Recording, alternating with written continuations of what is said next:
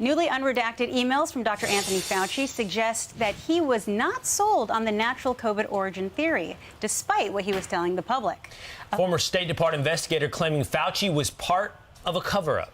Griff Jenkins joins us live with more Live in the Flesh. We always get big smiles on our face when we see Griff here. How you doing, brother? That's because I drink Coors Light when the sun comes up. But exactly let me digress. Good morning, guys. Paging Dr. Fauci, the House Select Committee on COVID has some questions for you. Chief among them, did COVID come from a lab leak? Because it appears in this latest revelation, Fauci acknowledges in private that gain-of-function research was underway in that lab in Wuhan, China. That's according to this unredacted email from February of 2020. And credit here goes to Martha McCallum's producers on the story who dug into this. Now take a look at these two images of the same email. One totally redacted, produced from a previous FOIA request. The other from the committee revealing what Fauci wrote to his fellow scientists, saying, quote, that would be most unusual to have evolved naturally in the bats. And there was a suspicion that this mutation was intentionally inserted. Now, one source says this information was not classified,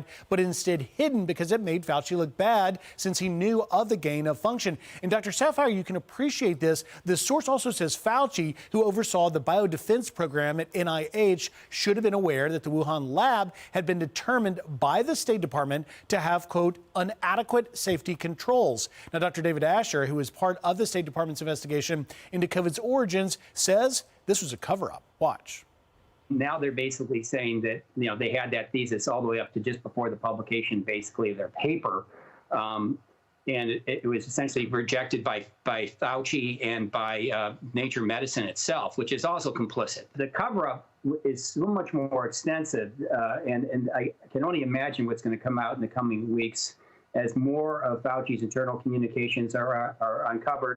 And I think he's right. More may be coming, guys. The committee chaired by Dr. Brad Winstrip says this is far from over. Pete, Will, Nicole? Right. Thank you so much, Griff. Listening to some of this it's infuriating, borderline disgusting, in the sense that anyone who in 2020 even raised the question of the potential origin of this virus were deemed a charlatan. I was criticized across multiple media outlets saying that I was a conspiracy theorist, and it was just upsetting. And even in my book, Panic Attack, which I wrote about COVID, I have an entire chapter talking about why these mutations don't necessarily make sense happening in nature. And now you actually see Dr. Fauci agreed with me, yet I was heavily criticized. I'd like an apology. You should. And as Will, you discussed, I mean, we're pining for accountability, yet you wonder where it goes. So what do? Drag Fauci in front of Congress again? He testifies, he denies things, he clashes with Rand Paul again, and then what? He's fawned over by the rest of the media despite the evidence that's piling up about him. When you look at the beginning and origins of COVID, he had legitimate government and business interests in what was going on at the Wuhan Institute of Virology. He didn't want that to be exposed for whatever reason, because of that research, because of the funding, because of people he was connected to, because of his relationship with China. We don't know, but he quickly realized this is a problem, and whatever the real story is needs to be pivoted to this is a natural origins theory. And getting accountability for that feels nearly impossible right It just had such a drastic impact on all of our lives. I said in the past hour that I'm willing to be creative in seeking accountability. What I mean by that, Pete, is this: look, we get a little bit calloused to politicians that lie to us because it happens so often. We've been inundated with lies for the past 3 years. Those lies having real dramatic impacts on our lives. But if in fact he did have any kind of fiduciary interest in what was going on in Wuhan. If I were a prosecutor, I would be looking at any potential charge for anyone involved in the depths, the breadth of this fraud. This fraud perpetrated on the American... By the way, and it will not get that far because he is so intimately involved politically. I would settle for a public statement accepting culpability and an apology. That is one thing he has yet to do. He has yet to say, I am wrong, I was wrong, and I'm so sorry for the consequences. Because it doesn't just stop at the viral origins.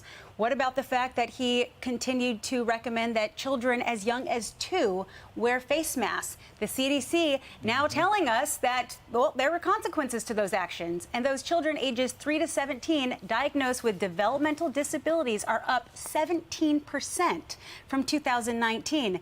Don't tell me this isn't because our kids were in face masks and kept out of school. You know, earlier in the show, I spoke with Jacqueline Teague, clinical director and speech pathologist, about this very thing. Take a listen. What we're seeing in our clinic is tremendous amount of referrals of speech and language delays, developmental delays, social pragmatic delays, just general motor planning disorder. It's astounding, and not a surprise at all. The mandates that were in place, people staying at home for a long period of time and not getting out and socializing has just negatively impacted so much of our child's development. Talk to your pediatrician, get the referral. Don't wait. They really need the assistance, help them to catch up from where they were. And the sad part is this is probably not kids who otherwise have a good home situation or a good school situation with parents who have the means and ability to provide for them over the time.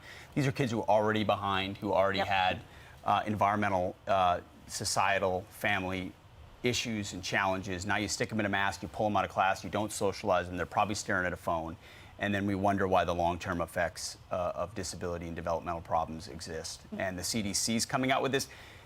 I mean, fine. The CDC, they've lost all credibility too on almost any issue as they dabble into, gender-affirming care and all the other stuff they do these days. I'm Steve Doocy. I'm Brian Kilmeade. And I'm Ainsley Earhart. And click here to subscribe to the Fox News YouTube page to catch our hottest interviews and most compelling analysis.